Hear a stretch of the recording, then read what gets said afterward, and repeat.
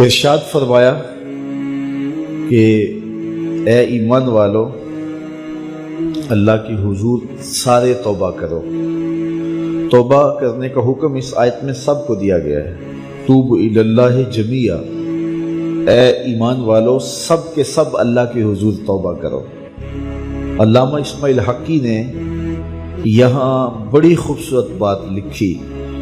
وہ فرماتے ہیں کہ اللہ تعالیٰ نے سب کو توبہ کا حکم دے کے گناہ گاروں کا پردہ رکھ لیا۔ اگر صرف گناہ گاروں کو کہا جاتا کہ تم توبہ کرو اور ان پر واجب کر دی جاتی اور نیکوکاروں پر توبہ کرنے کا حکم نامہ نہ رکھا گیا ہوتا تو پھر گناہ گار توبہ کرتے تو وہ نمایاں ہوتے۔ تو یہاں نیکوکاروں کو کہا گیا ہے کہ تم بھی توبہ کرو، بدکاروں کو کہا گیا ہے تم بھی توبہ کرو۔ نیک توبہ کریں گے تو درجے بلند ہوں گے، گناہ گار توبہ کریں گے تو گناہ معاف ہوں گے۔ اور رسول اللہ صلی اللہ علیہ وسلم نے کمال کرم فرمایا، حضور خود ایک دن میں 70 مرتبہ سے زیادہ استغفار کرتے تھے اور حضور نے اپنا عمل لوگوں کے لیے چھوڑا۔ تو اللہ تعالیٰ کی یہ کرم نوازی ہے، اس کی صفت ہے کہ وہ ستار ہے، وہ پردہ پوش ہے اور بندوں کو رسوا نہیں کرتا۔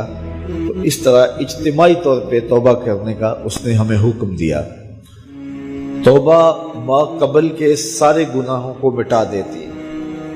رسول کریم صلی اللہ علیہ وآلہ وسلم نے ارشاد فرمایا، التائب من الذنب کمن لا ذنب لہ، گناہ سے توبہ کرنے والا ایسا ہوتا ہے جس طرح اس نے گناہ کیا ہوا ہی نہیں ہے، اس کی زندگی پر کوئی گناہ ہے ہی نہیں۔ توبہ کلا اس طرح گناہوں سے پاک ہو جاتا ہے جس طرح ابھی ماں کے پیٹ سے اس نے جنم لیا ہو۔ بلکہ فرمایا ہم ان کے گناہوں کو بدل کے نیکیوں میں تبدیل کر دیتے۔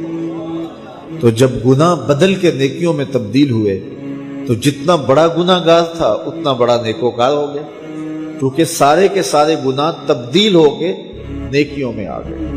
حضور علیہ السلام نے ارشاد فرمایا کل قیامت کے دن ایک شخص اللہ کی بارگاہ میں حاضر ہوگا اور اللہ تعالیٰ اس کو نامہ اعمال دے گا اور فرمائے گا اسے پڑھ۔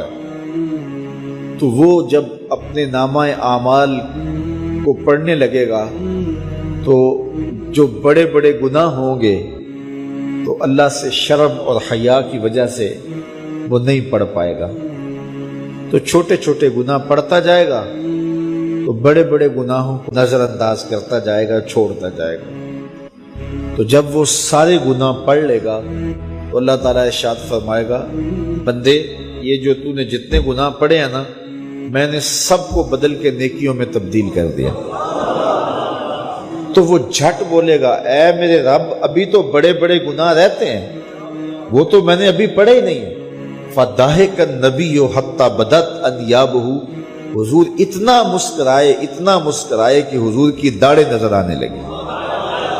کہ پہلے گناہ چھوڑتا جاتا تھا لیکن جب کہا کہ یہ تیرے بدل کے نیکیوں میں تبدیل کر دیے تو وہ کہتا مالک ابھی تو بڑے بڑے میرے گناہ رہتے ہیں، میرے تو ابھی بڑے بڑے گناہ رہتے ہیں۔ تو اللہ تعالیٰ گناہوں کو بدل کے نیکیوں میں تبدیل کرتا ہے، تو جتنا بڑا گناہ گار ہوا اتنا بڑا نیکوکار ہوا، اور یہ اللہ کے لیے کوئی مشکل نہیں ہے۔ وہ سارے گناہوں کو معاف کر دے، اس کے لیے کیا مشکل ہے؟ اگر سمندروں کی جھاگ سے بھی زیادہ گناہ ہے، رب کہتا ہے میری چوکھٹ پہ آؤ تو صحیح، دامن پھیلاؤ تو صحیح، میری دہلیز پہ آؤ تو صحیح، میں تمہارے سارے گناہ معاف کر دوں، بلکہ بدل کے نیکیوں میں تبدیل کر دوں۔ حضرت عمر کا زمانہ ہے، آپ جانتے ہاتھ میں کوڑا رکھتے تھے،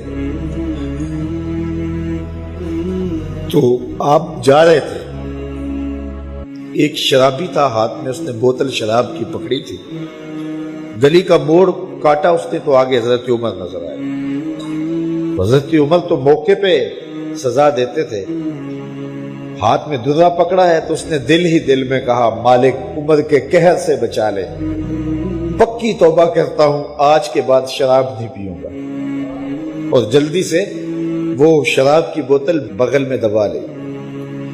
حضرت عمر بھی سر پہ پہنچ گئے اور جھڑک کے کہا کہ یہ تیرے پاس کیا ہے؟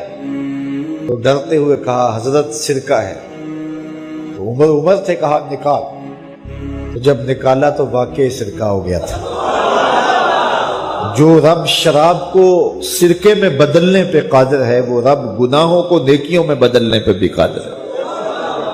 تو اس کے در پہ کوئی آئے تو صحیح، جھولی پھیلائے تو صحیح. ہم تو مائل بکرم ہیں، کوئی سائل ہی نہیں. راہ دکھلائیں کسے، راہ روے منزل ہی نہیں. کوئی اس کی دہلیز پہ تو آئے، اس کی چوکھٹ پہ تو آئے.